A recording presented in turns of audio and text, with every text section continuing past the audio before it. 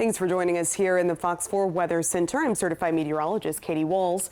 We continue to monitor, thankfully, a weakening storm system right now pushing into the eastern Gulf of Mexico. And while the lightning strikes, plural, have definitely lessened substantially here in the last several hours. As this line continues to weaken, we are still seeing those lightning strikes as we look westward. So let's take a live look right now as we look west from the Tarpon Lodge. So we're looking out over Pine Island Sound, looking out toward the Gulf of Mexico, and at times you might see the sky illuminate, but I can tell you this, the sky was much more illuminated just a few hours ago as this system was crossing through the Gulf of Mexico. So definitely seeing some positive signs of weakening. It's still going to be a thunderstorm event for us. We're still going to have heavy rainfall, gusts to 45 miles per hour, but as of now, the threat for severe weather continues to lessen. So certainly good news. Right now, these storms starting to move onshore, heading into Sarasota as we speak, Longboat Key, especially stretching up toward Pinellas County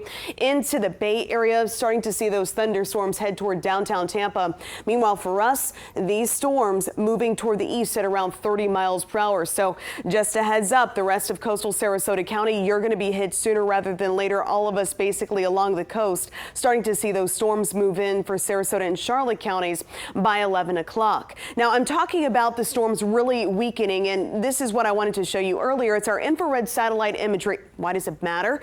Well, it measures the coldest cloud tops, so it gives meteorologists a good idea of where we have the strongest storms. The colder the cloud tops, the higher they are, and the more robust the thunderstorms are as well.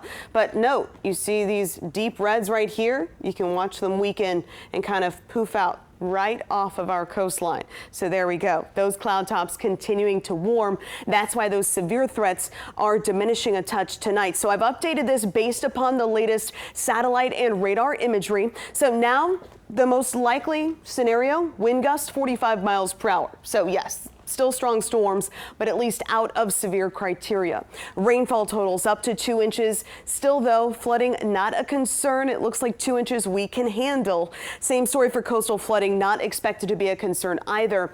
As for the threat for an isolated tornado, that threat not zero, but it is a low risk. So for the rest of tonight into tomorrow morning, right here at 4:15 a.m., still monitoring those widespread showers and storms as they work their way through southwest Florida. And right here at 7 a.m., you want to make sure you're prepared heading off to school, work, or heading out to play in the morning. Just make sure you have that rain gear close by. Greatest threat for some of those stronger cells farther inland right here around 7 a.m. Then mid-morning, midday, we head into a bit of a break with another round of storms developing heading into the afternoon, 3 to 4 p.m.